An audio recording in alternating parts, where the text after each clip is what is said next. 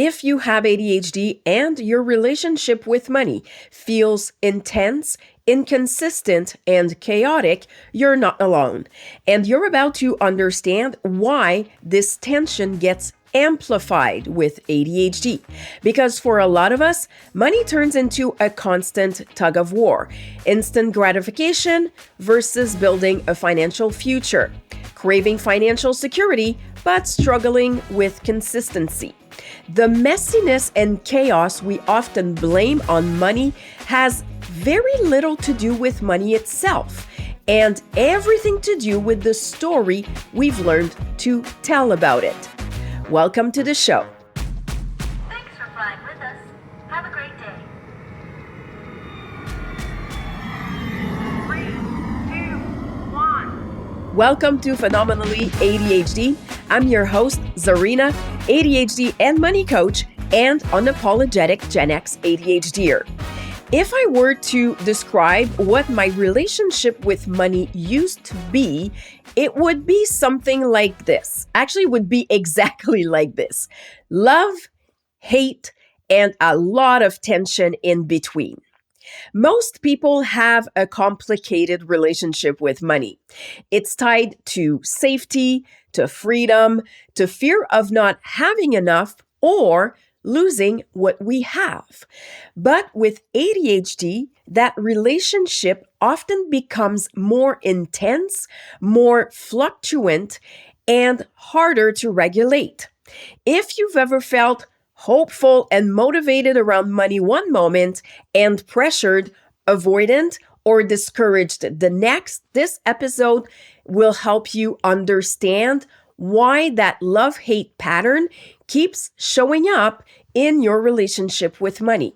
And I'm sharing this not just as a coach, but as someone who really had to understand why my relationship with money kept swinging long before I understood how much ADHD was amplifying it. Love-hate relationships with money are shaped by stories and beliefs we carry, and ADHD often has a way of amplifying them. When we allow ourselves to take a few steps back and look at things differently, it's often all we need to give them another spin. And that's exactly what we're doing today, so you can decide what you want your relationship with money to be. Stories and beliefs about money are formed much earlier than you think, and we often tend to go back to the one or the first experiences that we remember having with money. We heard our parents talk, have disagreements, or fight about money. Say things like, we don't have enough money. We can't make ends meet. We're tight on money. What we often don't realize is that it starts before our first experience. During pregnancy, we actually sensed our parents' emotions and feelings about money, their own story, beliefs, programmings, unconscious blocks around money. Did an unplanned pregnancy add more stress and anxiety because your parents were already tight on money at the time? Were there disagreements, conflicts, and fights about money between your parents, but maybe also with your parents and their parents? Were they in a financial situation that was difficult? Did they feel insecure or unsafe about money? Did they fear lack of not having enough? What did you hear or see growing up that shaped your relationship with money that could actually be tied to what happened during pregnancy? Let me know in the comments, and it would be awesome if you followed or subscribed to the show. I'll share more about what influenced my story a little bit later, because it's something that I hadn't realized before I actually found out about it or remembered it, and what I actually did to flip it around. But what I can tell you is that it's a decision I made when I was about 8 or 10 years old that ended up being a costly one. If what we sensed during pregnancy and our early experiences with money quietly shape your relationship with it, so does culture. And being bilingual, I can tell you that French people, both in Quebec, where I live, and in France, for us, money is a huge taboo. There's an expression in Quebec that is pretty fatalist and hard to translate to English, but it means something like being born for breadcrumbs. It's a profoundly anchored belief Quebecers have carried for generations, and of course, one that is tied to many more beliefs. Talking about money is not well perceived, especially if you're a woman. If you're successful and are wealthy, people are jealous, criticize, and judge you, and social media definitely doesn't help with the spread of such negativity. Family, culture, society, even history influences our love-hate relationship with money. The way we interpreted the experiences we had with money growing up led to creating the filters through which we are with money, our belief systems. We internalized what money says about safety, certainty, lack, abundance, success, worth, even wealth. Here's a quick example. Growing up, I remember that my mom often said, "I don't have the money, we'll have to wait." What do you think I internalized? Quite a few things, actually. That my mom couldn't afford it, that we had to wait for money to come, that there wasn't enough money. And I remember being 8 or 10 years old when I decided that I wouldn't spend my life counting money, but that I would spend it. And that's exactly what I did with money I had, with money I didn't have. That decision ended up costing me a lot of cash, interests, and of course, I was so deep into debt.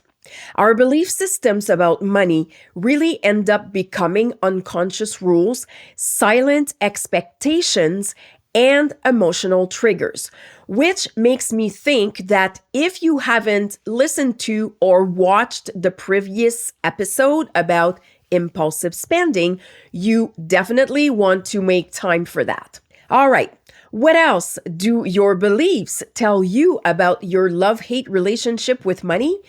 It tells you that the dynamic between I love money and I hate or resent it didn't just appear out of the blue.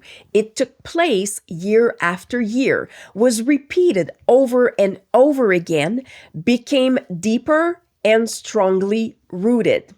With ADHD in the picture, the intensity of that story cranks up considerably. The swings between love and hate can be at their highest highs and their lowest lows because we feel everything so intensely.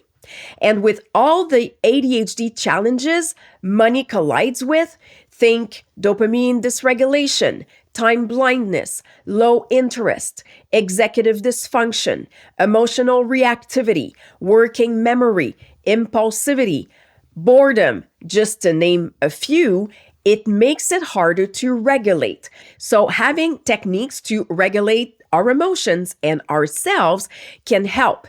EFT, Emotional Freedom Technique, also called tapping, is one of my favorites. So when you notice yourself in that pull toward, pull away swing, sometimes a few minutes of tapping can help settle the intensity. And there are a few questions I personally found helpful in breaking the love-hate cycle in my relationship with money. What did you learn about money growing up? What did money represent for your family? Safety, greed, insecurity, avoidance, freedom? What does money mean to you?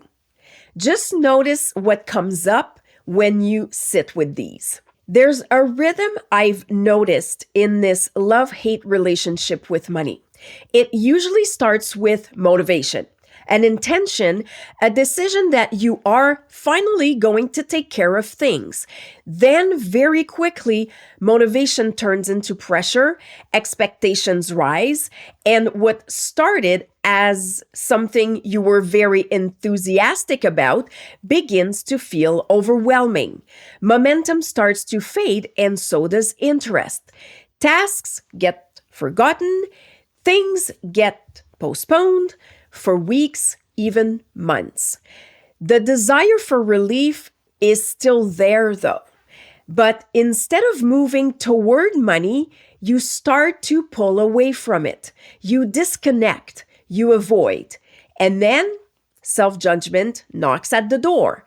What's wrong with me? Why can I stay consistent? Why do I always do this?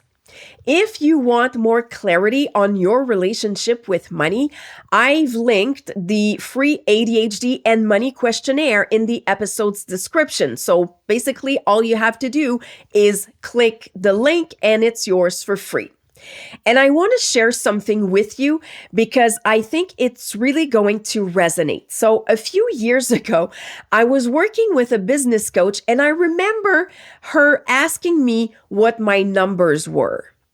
At the time, I was running my business the way a lot of ADHD and entrepreneurs do.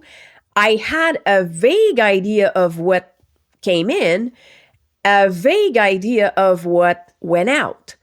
She shared a spreadsheet. I know, spreadsheets and ADHD are not exactly a love story, but here's the thing.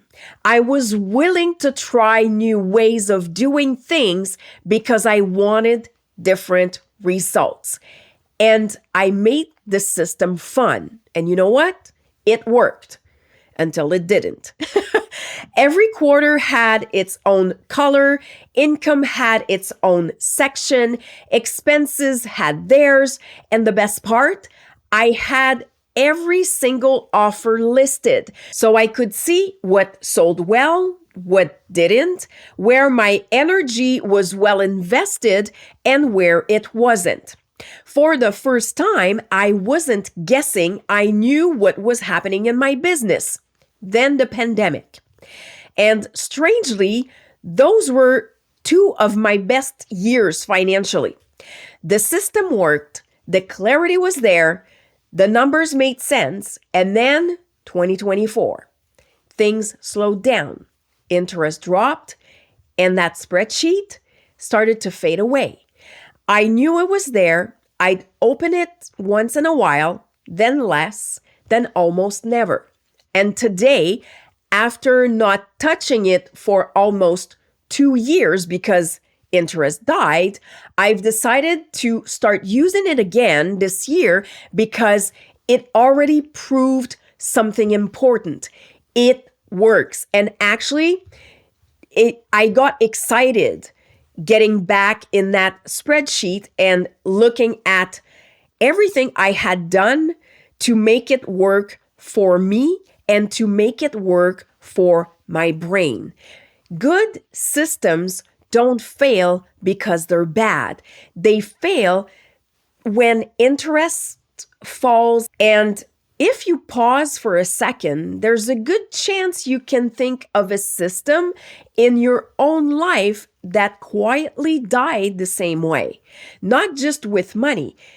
In projects, we start with great excitement, big ideas, big energy. Motivation levels are high. Our creativity is through the roof. We're so pumped we could actually move mountains. And then when the spark of newness fades, when things get repetitive, slower, or more complex, procrastination and avoidance take over. We stop touching what lit us up. Not because the project didn't matter, but maybe because we feel a little bit more pressured and less interest. And I see this in habits too. Habits we genuinely want to build: eating better, exercising, going to bed earlier, scrolling less. For many years, exercising regularly was extremely difficult for me. And what's ironic is that I used to work in a gym. I loved the environment. I loved creating programs for clients, and I knew all the benefits, of course, and still I struggled to be consistent. What I noticed is that as long as everything stayed stable, I could keep some kind of routine. But the moment something changed, everything collapsed. 1 week out of my routine, whether I was on vacation or too busy at work, and I would find myself struggling for months to get back into it. And every time I would tell myself the same story. Why this is so hard for me? Why, again, can I just be consistent? Different habit, same rhythm, motivation, good intentions, then disruption, withdrawal, self-judgment. The same can apply to responsibilities. Saying yes too quickly, taking on too much, wanting to be reliable and do things well, while over time, it makes it impossible to keep up because overload takes over. So what if pulling away is a pattern that shows up when your brain's capacity gets exceeded? If money feels heavy and you want it to feel safer and less charged, that's the kind of support you'll find in Unlock Your Financial DNA. It's designed for ADHD brains by an ADHD brain, and you can find the link in the episode's description, and you'll find everything you need to know and see if it's something that can actually be a good fit for you. I want to tell you about a moment that completely changed how I saw myself with money. I was in a workshop in my favorite place in the entire world, Hawaii. It was a trip I had put on my credit card because I didn't have the money to go. And at that point in my life, I was already feeling a lot of tension around money, wanting more freedom and also wanting more security, and quietly believing that there was something about me that made this harder than it should be. At some point during the workshop, one of the speakers said something that struck me like lightning. The universe is not going to give you $1 million if you can't manage the $1,000 in your bank account. And my reaction was, oh my God, something has to change in how I am approaching money. And at that moment, I stopped telling myself the story that I sucked at numbers, and I shifted to these empowering questions. What do I need to learn? What do I need to practice? What do I need to put in place so that money doesn't feel painful, difficult, boring? And for the first time, my relationship with money stopped being a judgment about who I was and became a skill I could actually build. And honestly, every time I think back to that moment, I still feel that I heard that sentence exactly when I needed to hear it. Not as a judgment, but as a turning point. Here's what I want you to take from this. Intensity doesn't mean immaturity. Feeling things intensely is not a weakness. Yes, it can be overwhelming at times, but it's also what makes you deeply sensitive to others, allows you to pick up on subtleties, helps you make links and see patterns others often miss. Intensity, when understood, becomes one of your greatest strengths when you know how to channel it. Withdrawal is not a bad thing. Pulling away is often what the ADHD brain does when emotions, stimulation, or pressure become too much. Wanting more stability, more security, more ease, and struggling at the same time isn't something that is wrong.